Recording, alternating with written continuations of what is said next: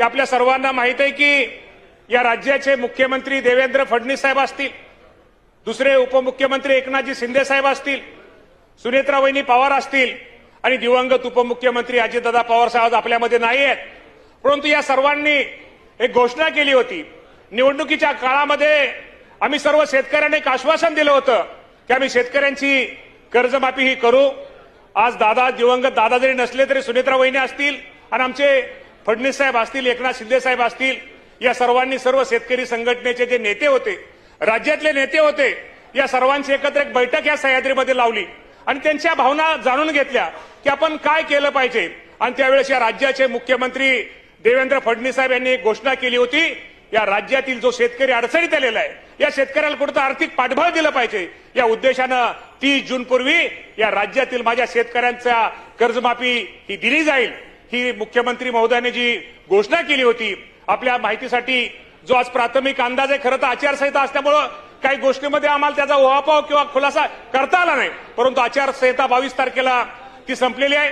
या बाबतीमध्ये प्राथमिक अंदाज जर घेतला तर साधारणतः राज्यामध्ये 56,24,000 शेतकऱ्यांना 36,585 कोटी रुपयाची ही कर्जमाफी दिली जाईल, हे सुद्धा आजच्या माध्यमातून सांगतो. आमच्या पाठीमागे मला वाटतं कोणतरी सदस्य म्हणले की ह्या कर्जमाफीच्या बाबतीमध्ये मागचा मला वाटतं आमचे कैलास पाटील साहेब बोलले की 2000 त्यांनी 9चं सांगितलं. 2009 साली आपल्या शासनाने साधारणतः 34 लाख शेतकऱ्यांना 4,000 कोटी रुपयाची कर्जमाफी दिली होती. त्यानंतर 2017 साली देवेंद्र फडणवीस साहेब या राज्याचे मुख्यमंत्री असताना साधारणतः 50,60,000 शेतकऱ्यांना साधारणतः 24,437 कोटी रुपयाची कर्जमाफी दिली होती. आणि 2019ला महात्मा ज्योतिराव फुले कर्जमुक्ती आणि 2017ची छत्रपती शिवाजी महाराज शेतकरी कर्ज सन्मान योजना आणि आता महात्मा ज्योतिराव फुले 2019ची या माध्यमातून साधारणतः या राज्यामध्ये 46,79,000 शेतकऱ्यांना 25,449 कोटी रुपयाची कर्जमाफी दिली होती. जर आजच्या या तीनही कर्जमाफीचा जर विचार केला तर त्या निकषाचा जर विचार केला तर ह्या वर्षी दिलेली कर्जमाफी निश्चित प्रकारे माझ्या अडचणीत आलेल्या शेतकऱ्यांना कुठेतरी त्यांना एक दिलासा होईल.